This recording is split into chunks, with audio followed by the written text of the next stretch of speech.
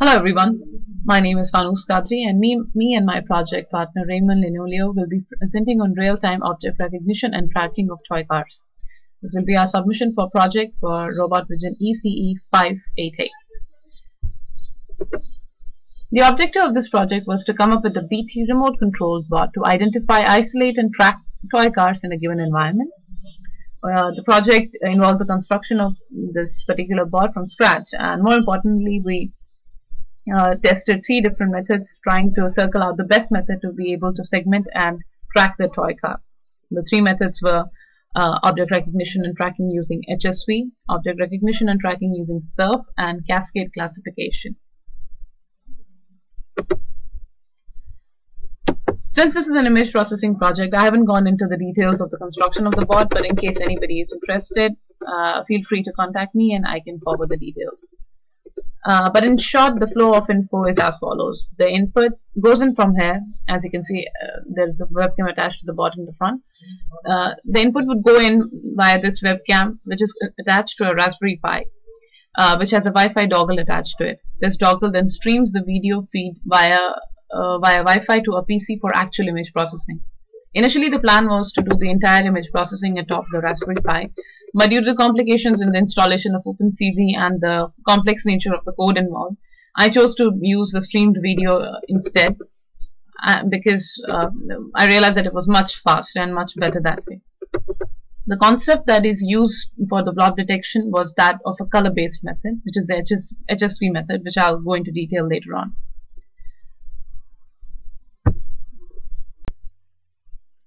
The concept that I decided to choose for the blob detection was that of a color-based method, as I've said before, and the one that I decided to go with was the HSV method. The idea behind the object segmentation is that different colors will have different HSV values.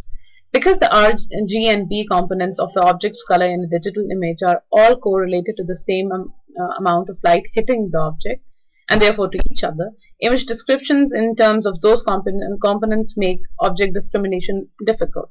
Descriptions in terms of hue, lightness, chroma, or hue, lightness, saturation are often more relevant.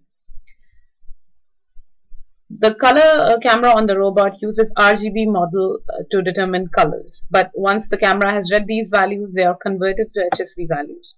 The HSV values are then used in the code to determine the location of a specific object for which the robot is searching.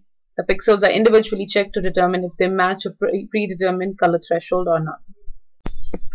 In this case, the filter made allows the pixels within the predetermined range to be set as 1 and all else goes to 0. And we obtain a binary image with a segmented object. Why was this method chosen here? Simply put, it's the easiest one out there. Using HSV instead of RGB has the advantage in terms of the fact that HSV is how computer actually sees the colors. Hence, it makes the translation of the criteria of selection and segmentation much simpler than RGB does. But at the same time, in OpenCV, what happens is that when you convert an image from RGB to HSV, only the hue component is stored as an 8-bit integer. And that how it presents is that there is some loss in terms of color resolution. But just ignoring that one con, the HSV method has many other pros in, say for instance, in applications which require histogram equalizations and which only want the intensity component to be, where only the intensity component is of interest. HSV method works better there. Also, it makes it robust to lighting changes or removing shadows. Hue represents the color type, while as saturation represents the vibrancy of the color, and the value represents the brightness of the color. Here I have depicted the actual implementation of the method.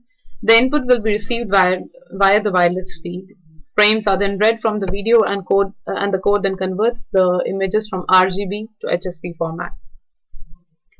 A tracker is created, which is then manipulated to obtain the HSV values for every specific color. Hereon,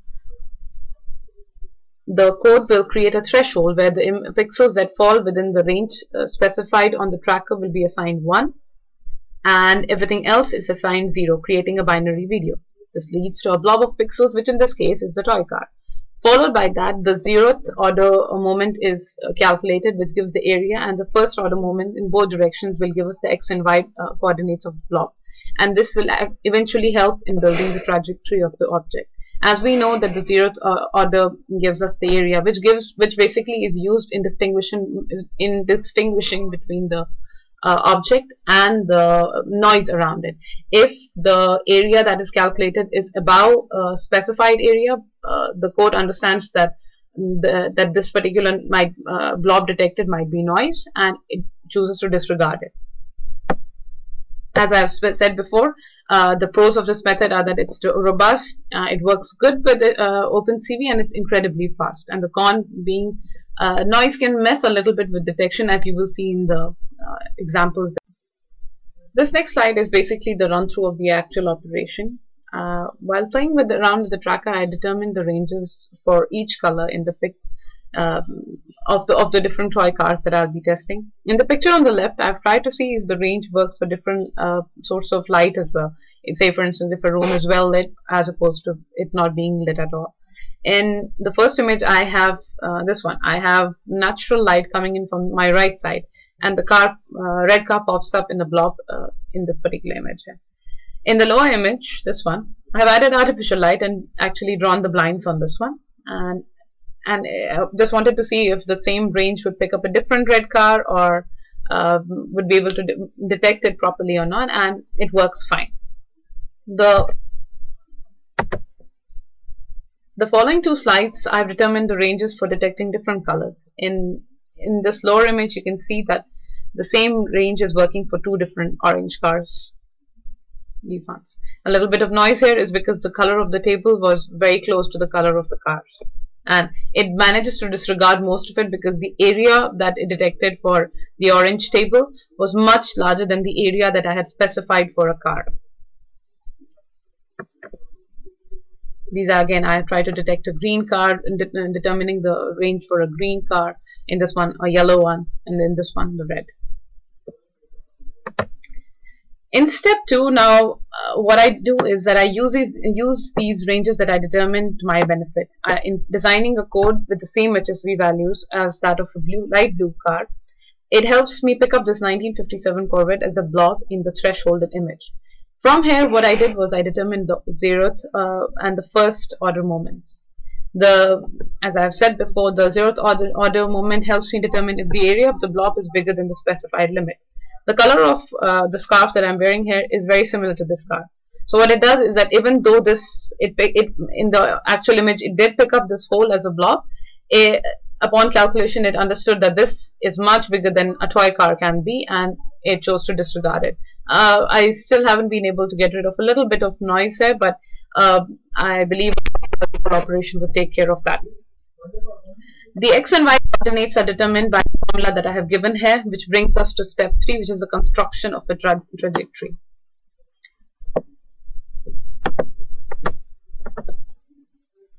As you can see in the video, when I move the car, when I move the object, the trajectory of the path of the toy car is outlined in red. This will obviously become more complicated if two objects were to be detected.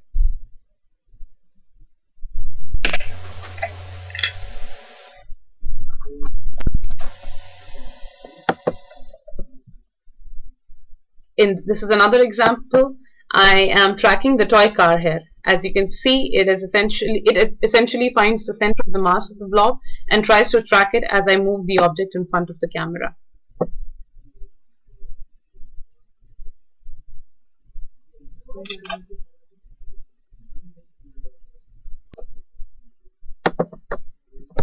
There were a few restraints that I faced during the whole process. A complex code would have helped me in tracking multiple colors at the same time, but unfortunately I was not able to do that. Also, a deeper learning of the know-how of the Raspberry Pi will help me make the bot a bit more autonomous.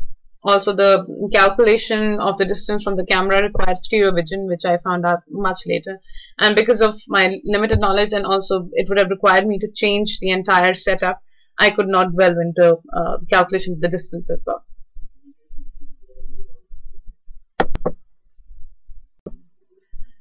Here on, Raymond will explain the attempt to do the same using self and cascade classification. The code for the HSP has been added to the end of this presentation, along with some installation tips for OpenCV and Visual C++. Hello, my name is Raymond Llionillo, and I will be talking about the two methods I use to try and detect an RC car. The first method is called surf detection, and basically it's the same thing as SIFT, where it is scale and rotation invariant. Here you can see I have a reference image, and I'm trying to detect it in this environment, and here it finds this book that I used, and it's at a different angle, and it's also at a slightly smaller size than the original reference image. And what I like about this method is that it was pretty accurate when finding the object, and also it can detect at different angles, so you only need one picture to detect the object from different orientations. The bad thing about this is it has trouble with motion blur, and that tends to happen when you have a moving object in the image. And the other problem we have is that if there's a slight lighting change, it won't detect the object. But worst of all is it's just incredibly slow. I think it was probably just doing about three frames per second with this algorithm running. And basically, based on that, um, it's way too slow for detecting a moving RC car, which is what we want to do. So based on that testing, I rejected this method for detecting RC car. Uh, the next method I tried to use was cascade classification, and basically that's a type of machine learning, and it's mainly used for facial recognition. Here I found an example in the OpenCV installation that uses cascade classification to detect the face, and here you see it sees my head and my two eyes within the head. And I tested the things that surf detection failed in this method, and I tried moving around, and it was doing a good job detecting my face. I tried slightly different lighting, and it was still detecting my face. And probably the best part about it is it's really fast, especially compared to Surf, and it was doing at least maybe 10 or 20 frames per second with this algorithm running. And another nice thing about this is OpenCV actually provides you a training tool, so that all you have to do is provide the images and all the necessary things for it to learn, and the tool actually does the training for you. So that takes up a lot of the work that you would have to do if you didn't have it. The thing I was hesitant about this is training can take typically days, but from some things I read online, it can actually take hours if you use this one method that I'll explain later. Another thing is that it needs a lot of preparation. You need lots of images. You need to take lots of pictures uh, for this uh, for this cascade classification to learn what your object is. But based on how fast it was, I thought this would be a great candidate for being used to detect a RC car, a moving RC car. A little bit of background about cascade classification is that it uses boosted classifiers to detect digital image features, such as the ones shown here on the right. This is actually Har-like features. There's edge features here, line features, and center surrounded features. And another type of feature not shown here is actually local binary patterns. The difference between the two is LBP, local binary patterns, is integer based, while Har is float. And because LBP is integer based, it's much faster than Har, both when detecting an object and also the time it takes to train it. The basic steps that it does to train is that it applies a region of interest the same size, uses training, and it looks through the image, just try and find the object that you're training it for. And it has stages. It's got uh, classifiers one after another, and basically it goes through each classifier, and it either passes all through the classifiers and detects the object, or it stops somewhere, and that means the object was not detected. And boosting was actually performed to, or boosting is performed using weighted voting, and basically certain cascades will have more weight in deciding whether or not this is an object that we're looking for or not. One thing that's unique about this is that in class we learned that if we have an image um, and, and a certain object detector, that it's better to resize the image rather than the object detector. Uh, but in this case, resizing the cascade is actually more efficient than resizing the image itself. So that was what was unique about this. And the steps, basically in the beginning, you just have to gather images, positive images containing the RC cars, negative images with no RC cars inside of it. And ideally, the ratio of negative to positive images is 2 to 1. Here I managed to use 193 positive images compared to 4,878. And I thought this was good enough based on my testing for detecting the car. Preparing the positive images, first you have to take pictures of the car itself, and then you actually have to select the car within the picture and provide the coordinates. For every single one of these pictures, you have to provide the coordinates of the car location within that picture. And that creates a text file with all that data, uh, and you call it a vec file, and that's the input for your training. And what to select, you know, I guess obviously you would either select the car, but based on my trial and error, I realized certain things are better than just picking the entire car, such as picking the chassis or the wheels, in order to detect the car exists there. Preparing the negative images, this is much easier than the positive images because all you have to do is just take pictures and make sure there's no RC car in there. What I did was take video and I actually extracted the frames from the video to get the pictures for the negative images. And you can provide them as is. And training, I already mentioned taking the positive and negative images. With the positive, you have to provide the locations of the object within each image. And here you provide to the Cascade classifier application provided by OpenCV. And here is some options you can set, the number of stages. The more stages you have, the better it would be at classifying. And by default, 14 was used. And feature type, as I mentioned, there's two methods of features. Two types. One is HAR and one is LPP, and I chose LPP because it's faster. It takes hours versus days, which HAR would take. And with training, you don't. It's possible not to go through all 14. With mine, it actually stopped at 10 stages and took an hour. And from what I learned is that it stops at some stage sometimes because it tries to prevent overlearning. If it went through 14, maybe it would have just memorized the positive images. And here you have an output, which is a cascade file containing all the information about the object in order to detect that object. And this would be your input to your C file. So here's how the C code worked. I loaded the cascade data produced by training, and then I loaded each frame of the video.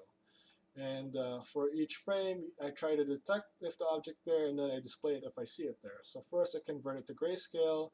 When you're training, it actually converts the image to grayscale, so this puts it in the same with the same number of planes as the training image does. Then you equalize the histogram to allow for better contrast, and then you detect the car at multiple scales. And like I said, the classifier itself is actually resized instead of the car or the image being resized. And then once you find the car, you draw it.